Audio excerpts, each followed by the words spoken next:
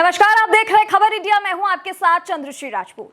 कर्नाटक के उडुपी से शुरू हुआ हिजाब की आग इतनी बढ़ गई कि किसी ने सोचा भी नहीं होगा। इस मामले में तब 6 छात्राएं सरकारी कॉलेज में हिजाब पहनकर जाने पर अड़ चुकी थी। कर्नाटक सरकार ने इस पर बैन लगाया था। छात्राएं इस बैन के खिलाफ हाईकोर्ट में जा पहुंची, जहां से उनको राहत नहीं मिली और वापस जाना पड़ा। इसके बाद उन्होंने सुप्रीम कोर्ट का दरवाजा खटखटाया। लेकिन क्या सच में ये देश भर में हिजाब विवाद अचानक ही सुर्खियों में आया है? किसी ने इसके बारे में सोचा? क्या ये सिर्फ कर्नाटक के एक कॉलेज में आधा दर्जन छात्राओं का ही मामला था जो क्लासरूम में हिजाब पहनकर गईं और कॉलेज प्रबंधन द्वारा रोकने पर इन्होंने हिजाब उतारने से साफ इनकार कर दिया?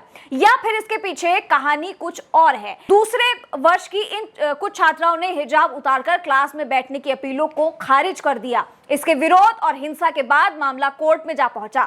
एक तरफ बच्चों को जहां सामाजिक समरसता और समानता, ड्रेस कोड और अनुशासन जैसे गुणों का पाठ पढ़ाना चाहिए, वहां मुस्कान को आगे लाकर हिजाब और रूढ़िवादी विचारधारा को फैलाने का प्रयास किया जा रहा है। लेकिन सबसे बड़ा सवाल यहाँ यह है कि क्या सिर्फ कुछ छात्रों या छात्राओं का विवाद था ये हिजाब, जिसको लेकर, या फिर इसके पीछे की एक सोची समझी किसी की साजिश थी, रणनीति थी? यह मामला अब सुलझने की बजाय और उलझता जा रहा है। 13 अक्टूबर को यानी आज सुप्रीम कोर्ट ने हिजाब विवाद मामले पर अपना अंतिम फैसला सुनाना था।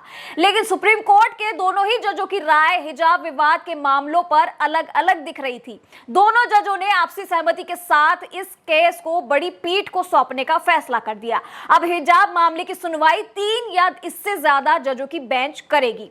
सुप्रीम कोर्ट ने हिजाब बैन पर एक मत जाहिर नहीं किया। जस्टिस हेमंत गुप्ता और जस्टिस सुधांशु धूलिया की राय इस मामले में अलग अलग दिखाई दी। इस वजह से कर्नाटक में हाईकोर्ट का वो फैसला जारी रहेगा जिसमें उसने स्कूल कॉलेजों में हिजाब पर बैन लगाने के राज्य सरकार के फैसले पर सही ठहराया था। यानी कर्नाटक के सरकारी स्कूलों और कॉलेजों में मुस्लिम छात्राओं को बिना हिजाब के ही अभी जाना होगा। सुप्रीम कोर्ट के वरिष्ठ वकील वरुण सिन्हा ने ये जानकारी दी है और इसके बारे में बताया है कि जो फैसला पहले था वही अब बरकरार रहेगा। वकील वरुण सिन्हा के मुताबिक अभी कर्नाटक में हाईकोर्ट का फैसला ही लागू रहेगा, क्योंकि एक जज ने याचिका को खारिज किया है और दूसरे ने अर्जी को सही बताते हुए सरकार के आदेश को रद्द कर दिया।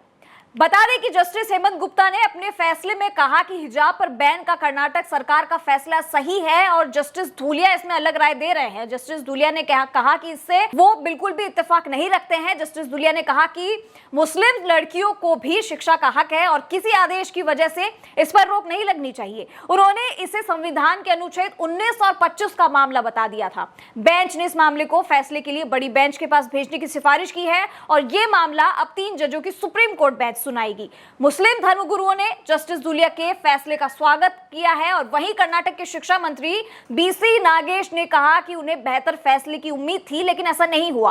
अब आपको बता दें कि हिजाब मामले को लेकर कर्नाटक हाईकोर्ट 11 दिनों की लंबी सुनवाई के बाद अपना फैसला सुनाना था और इस फैसले में साफ किया गया था कि इस्लाम में हिजाब जरूरी नहीं है, ये इस्लामिक परंपरा का हिस्सा नहीं है। हाईकोर्ट ने कहा था कि शैक्षणिक संस्थानों में यूनिफॉर्म पहनना अनिवार्य करना ठीक है और छात्र इससे इनकार नहीं कर सकते। इसके साथ ही हाईकोर्ट ने याचिका को खारिज कर दिया था और इतना ही नहीं, कोर्ट ने सरकार को आदेश जारी करने का अधिकार भी दिया था। हाईकोर्ट ने अपने फैसले में कहा था कि सरकार के पास शासनादेश जारी करने का अधिकार है। इसके अलावा इस मामले पर हमेशा से आपत्तिजनक टिप्पणी दी जाती है, जैसा कि वो हमेशा से देते आए हैं। जिसकी बात हम कर रहे हैं वो है शफीकुर रहमान। इस बार भी उन्होंने ऐसा ही विवाद दिया है। उन्होंने कहा है कि हिजाब मामले पर बच्चियों पर नियंत्रण के लिए हिजाब बहुत जरूरी है। इस्लाम कहता है कि जब बच्ची बड़ी होने लगे, जवान होने लगे, तो उसे हिजाब पहनना चाहिए। बड़बोले सपा सांसद यही नहीं रुकते हैं। उन्होंने इस्लाम के मुताबिक हिजाब बच्चियों को कंट्रोल में रखता है, इसलिए जरूरी बता दिया। हिजाब पहनने से दूसरे लोग पर इस पर बुरी नजर नहीं डाल सकेंगे, इसलिए लड़कियों को हिजाब पहनना चाहिए, ऐसा इन्होंने कहा है। हालांकि ये एक बार नहीं है, वो कई बार अपने बयानों की वजह से चर्चाओं में आते हैं और इस बार भी उन्होंने ऐसा ही घटिया बयान दिया है।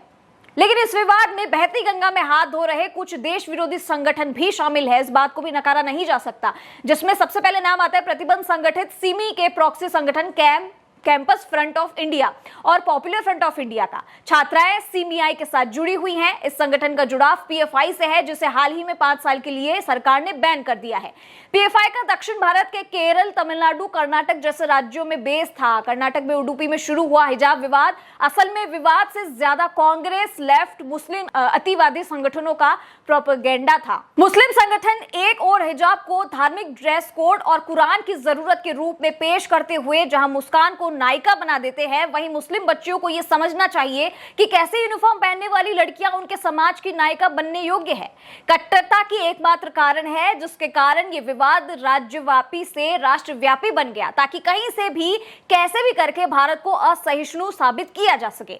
यह दिखाया जा सके कि इस एक जहां पर समुदाय विशेष के साथ ऐसा व्यवहार होता है, अपनी गलती भला कौन ही दिखाता या बताता। कुछ ऐसा ही शरारती तत्वों ने किया। अब आलम यह है कि यह शरारती नहीं बल्कि विस्फोटक स्थिति बन चुकी है। आज देश नहीं, पूरे विदेश में भी यह मुद्दा पहुंच चुका है। लेकिन एक तरफ जहां देश में हिजाब पर रोक जताया जा रहा है, छात्राएं इससे नाराज हैं कि हमें क्यों नहीं पहनने दिया जा रहा हिजाब, और दूसरी तस्वीर ईरान से सामने आती है। इस्लामिक देश ईरान में हिजाब का जबरदस्त विरोध भी रहा। ईरान की महिलाएं हिजाब के विरोध में सड़कों पर उतर आई, ये सबने देखा। यही नहीं, पब्लिक में आकर उन्होंने अपने बाल तक काट दिए। इसके वीडियो भी वायरल किए गए और ये महिलाएं हिजाब हटाने के वीडियो पोस्ट कर इस्लामिक रिपब्लिक के सख्त हिजाब नियमों का विरोध भी करती नजर आई। अब यहां सवाल यह उठता है कि दुनिया के एक हिस्से में महिलाएं इसे बोझ समझती हैं और इससे आजादी चाहती है, तो फिर भारत में कुछ तबके की मुस्लिम महिलाएं हिजाब के समर्थन में क्यों खड़ी है?